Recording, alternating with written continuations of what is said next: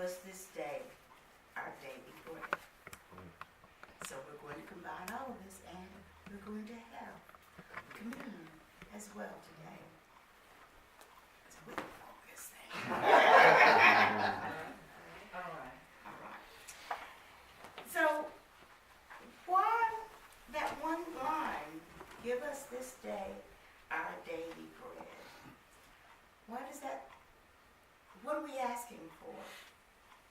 What are we requesting? Why are we praying for that? What is bread? What does that mean to you? Sustenance for life, or nutrition to, just sustenance for life. Sustenance for life. That's the overall global statement of it. Sustenance for life. Now, yes, we need food to eat for sustenance of life, but what are some of the other things we need for sustenance in life? Love. Love. Guidance. Guidance. Beauty. Beauty. Understanding. Understanding. Knowledge. Knowledge. Compassion. Wisdom. Wisdom. Grace. Grace. Prayer. Prayer. Companionship. Companionship. Imagination. Imagination. I need some Forgiveness.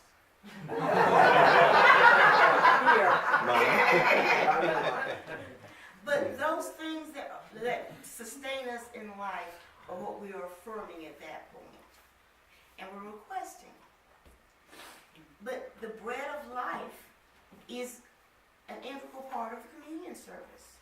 This is my body, which was broken for you. This is the bread. Take ye and eat all of it.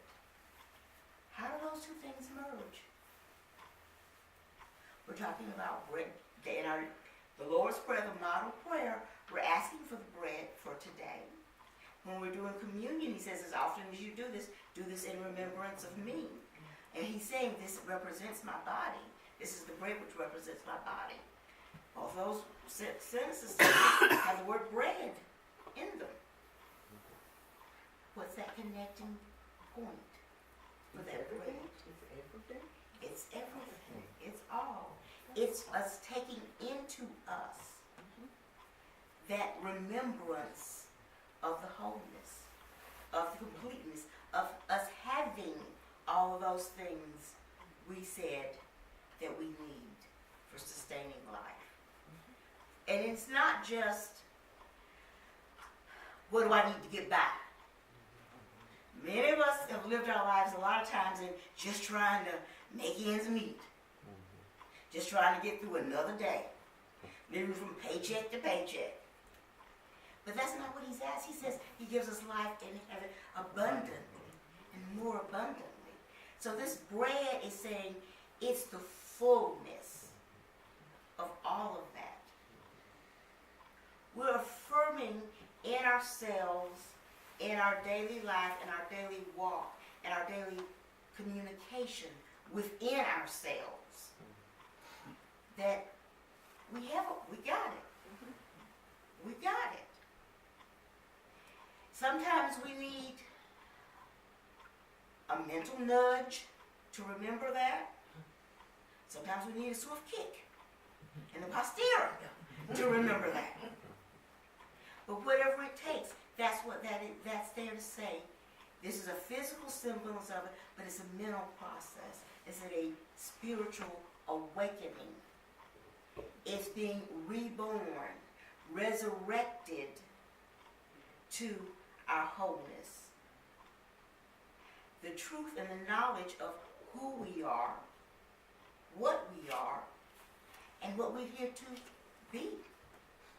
Now, having said that, does that mean that there is some little 5 lines over here that if you read Linda's resume, does that tell you everything about Linda? No. That was something that was written actually because I had to submit my vita for this conference I'm doing in June, and I pulled it up and looked at it and thought, oh, you do need to kind of dust that off a little bit. But I see, but I had already hit the button. By the time I actually stopped to read it, I go, oh well, okay. But that was something, what got sent was something I wrote probably 4 years ago, 5 years ago, or something like that. It was a paragraph summary kind of thing to put in a program flyer at that time, but there's a lot of other things that have happened in the last 5 years since I wrote that. And like I said, after I hit send, and look, that might need a little dusting before you send it off again. But that's one of those things that happen. Life continues. We're continually growing. We're continually expanding. We're continually experiencing. Hopefully they say, one of those sayings that I kind of grew up with is you're supposed to learn something new every day. And when you stop learning, you're done. We're ready to call Coty.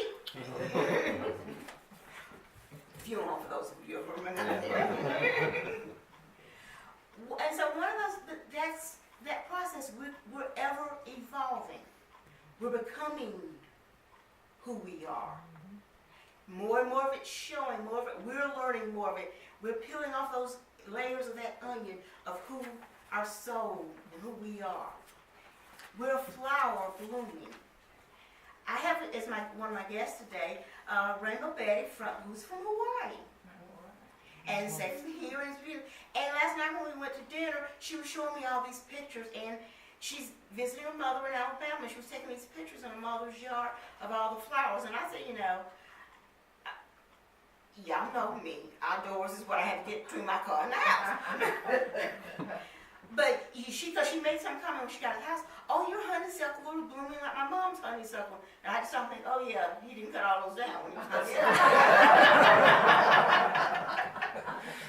But she was showing me these pictures last night of these just little intricate shots she took of some of the roses in her mom's garden and the honeysuckles and all the various pieces. And there was one of this pink rose that was just in the stages as it just bloomed and opened up more. And as it stormed the other night, it got cold and had the sleeves that curled back in. This single rose. And I'm sitting there watching, 30 pictures of this one rose and just amazed by it. We are that rose. There are times that we're expanding and opening and blooming and blossoming. And there are times that we're curling in and comforting and nurturing ourselves. But it's all that peace. And we all need that bread to sustain us. We need that water. We need that sunlight. We need that flow. We need that essence to be within us, to be expressed outward. So when we're praying and we're asking for our daily bread, it's a really key component. Give us this day our daily bread. So I got some stuff sitting on the stove from yesterday. Is that what I need? There's some people that, y'all know since the lap band I can't eat much, so when I go somewhere, I got leftovers left for days for doing something else. But it's today's nourishment we're talking about. And it's today's blessings, today's wisdom, today's sustenance, today's understanding, love, beauty that we're asking for and receiving. Because, yes, yesterday's gone, but if we're stuck on yesterday's thing, we're living in the past. And sometimes in our past, we all can remember things from our past. Some of it was good, some of it was not as good. We've come through those things. This is a new day, new blessings, new nourishment, new food for us, new things to grow from today. Yes, all those things from yesterday, 10 years ago, 5 months ago, are part of that building block for us.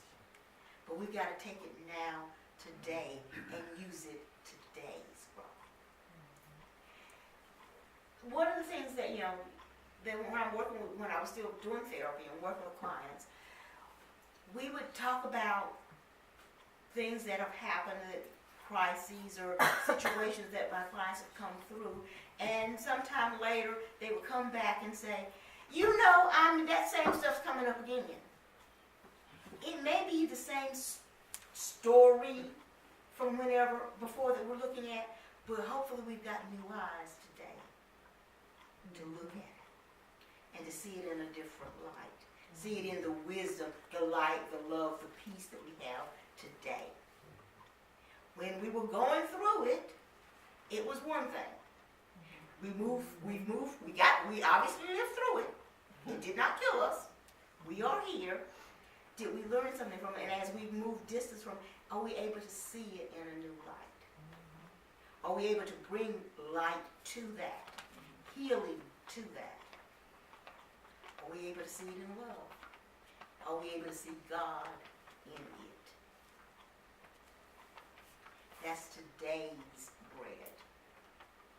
That's the truth for us right now. So if I come down and I go over and I visit Gloria today and hang out with her and do some stuff and say something that she don't necessarily, didn't quite sit right, she has to think about that one. My cousin Gwen does that quite often. You said I had to think about that one for a while. We'll talk about it a few weeks later. I had to think about that one a while.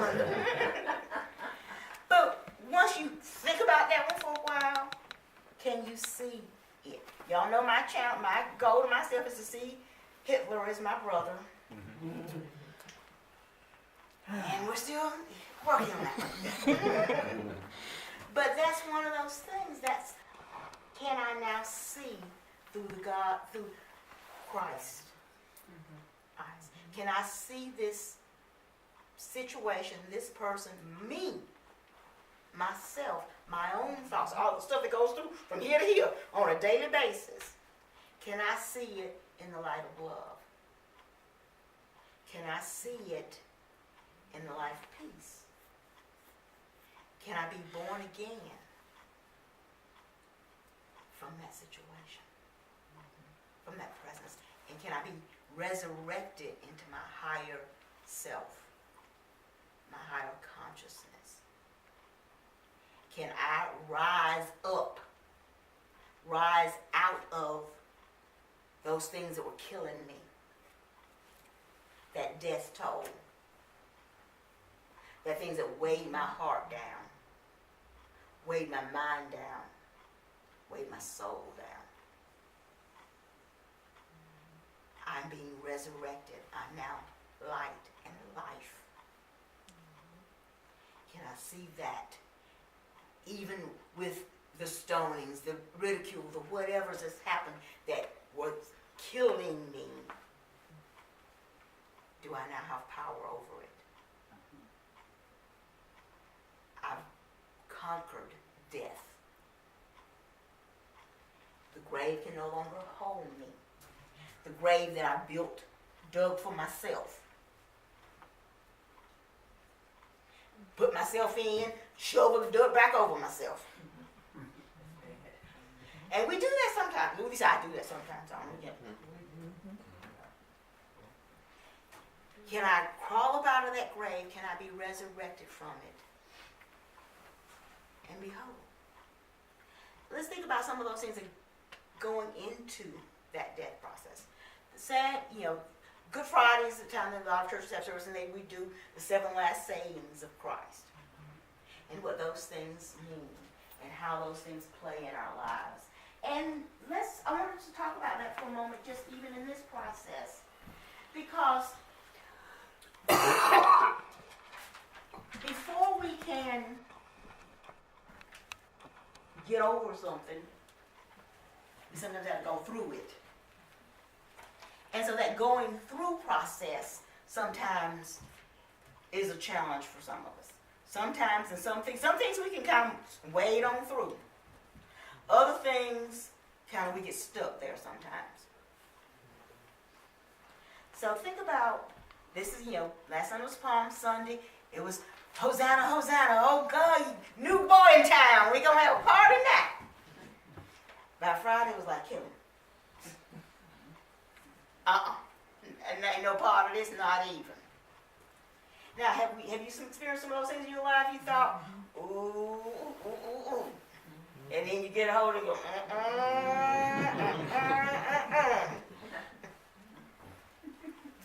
So this is what, the first one's, Father, forgive them, for they do not know what they're doing.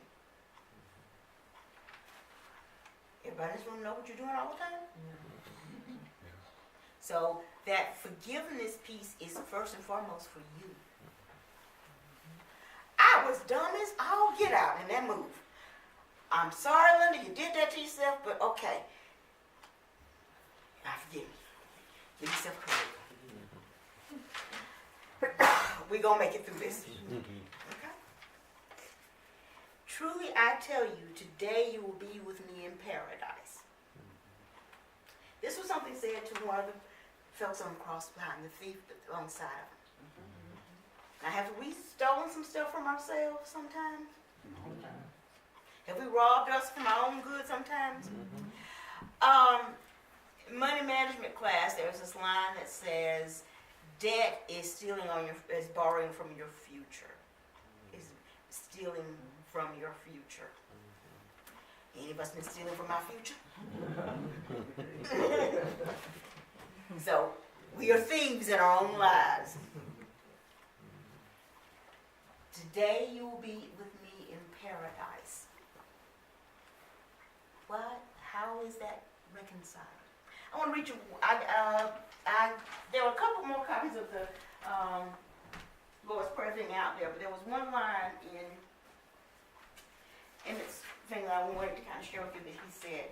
Well, it actually was not from his; it was from the other book I'm using it. But it says, "Give us this day our daily bread." The line said that it's about the experience and knowing God, and we'll talk about that a little bit more, but the line he put there later with this section about today you'll be with me in paradise, he says that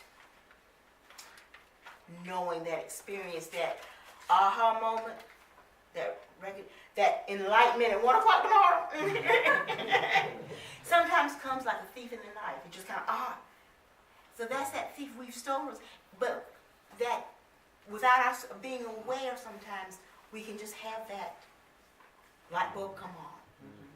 That's the thief, that's being with me in paradise. That's that light bulb moment. When we know that we know that we know.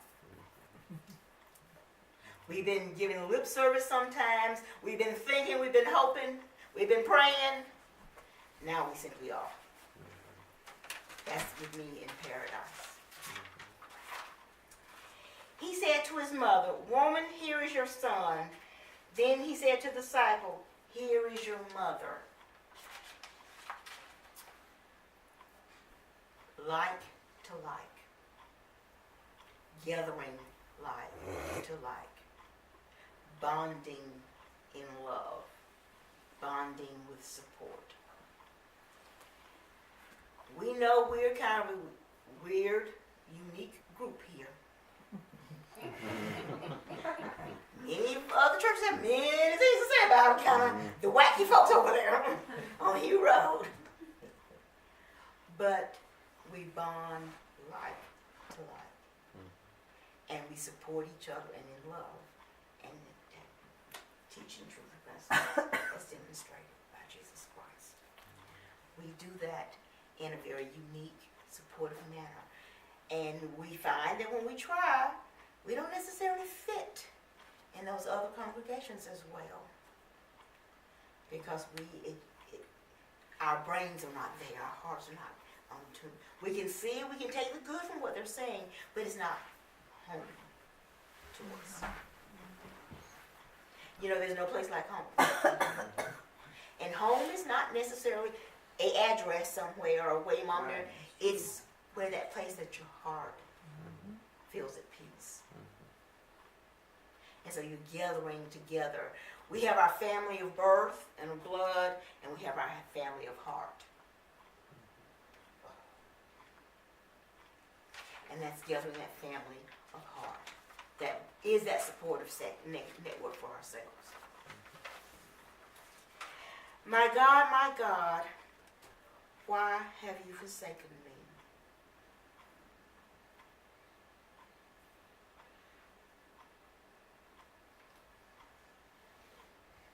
Sometimes in the deep dark dead of night, sometimes in the bright sunshine, we feel like we're out there all alone by ourselves, kind of just, blowing in the wind. But is that real? Is that true? No. We don't see the support because we've turned our faces away from the support. We've looked at the storm blowing. We haven't kept our eyes on that who says come to. Well, you can walk on the water. We've looked as though we feel abandoned, we feel rejected, dejected. That's one of those things we did to ourselves. We feel it can't be that simple. I've done all this, it can't be that simple saying I'm sorry or saying it's okay, that this is all right, that God still loves me. We feel like we got to do something to earn it. We gotta, do 10 Hail Marys or whatever, or, we gotta get ourselves right. I can't go to church because I ain't right.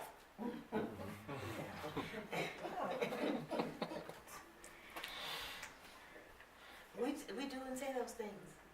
That's our rejection of what is. God's right there. We have walked away, turned our faces. I am thirsty. Even in the midst of Christ was fully human and fully Christ, fully God, fully Christ mind. He was our example of how to be our God selves walking in human form. But he is still in human form, so even in our spiritual awakening, we have to understand and support the humanity, the human needs. I'm thirsty. I can be thirsty for some water, I can be thirsty for water, I can be thirsty for love, I can be thirsty for whatever, but that's part of that wholeness of ourselves, calling for what we need and we desire in our lives. It is finished. The work's done. I have arrived. I'm here, I'm whole. I am what I am supposed to be. And this is not something, it's finished, and so I'm ready for y'all to lay me 6 feet under. Cremation. But it's not that, it's today, right now. Whatever that struggle you've done, when you've released it and you let go, it's finished. Now, one of our things we tend to do is we release, we say we let God. We give God about 3 seconds, and then we right back picking it right back up. If by tomorrow you ain't got to take care of God, I'll bet you need my help on this. I'm okay. Yeah, I'm gonna play it. I'm gonna do this for you. You didn't get exactly what I was asking you about. You didn't get the story like I told you. Let me tell you again what it is.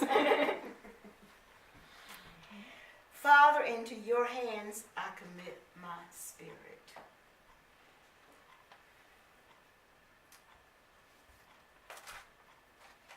Why? Giving up the ghost is what we were raised to say. No, that was. It's giving up the ghost. But how do we do that? How does that apply in my everyday life? My living, my everyday life. When I can truly take my hands off. It's finished and it's ultimate surrender. And that's a hard thing for us control freaks of the world to do. Yes. Hard. But I surrender. I surrender it all. I let go. I let God. I accept my bread for today. I've asked you, you've given me this, and I take it. I embody it into me. I make it whole. I make it all of me. So as we ask for our daily bread, we're having to surrender us to what that bread is going to be nourishing. Before it can feed us, we've got to take it in and let it do what it needs to do. One of the other things about why my daily bread piece is such an important part of the rough is that if you're hungry, who can even feed you up? Can your neighbor's food on her table eating, is that gonna make your hunger pain, your stomach stop growling? No. That's something you have to do yourself, individualize your own work. So you've got to take it in within yourself. You've got to, nobody can eat for you. Babies, we take it in, when they first go food, we bum up a little cornbread and a little bit, and we do it and feed them to them, but they still have to take it in themselves. Or they won't get nourished from it. They won't get what their body needs. And if they don't eat, they don't survive. We're having to take in, we're asking for our daily bread for today's nourishment, today's life-sustaining gifts that we need, today's beauty, today's love, today's wisdom, today's understanding. And that's a daily prayer. That's a daily walk. Give us this day our daily bread. Let that bread, which represents the body, be resurrected within you today on Easter. We're going to do it really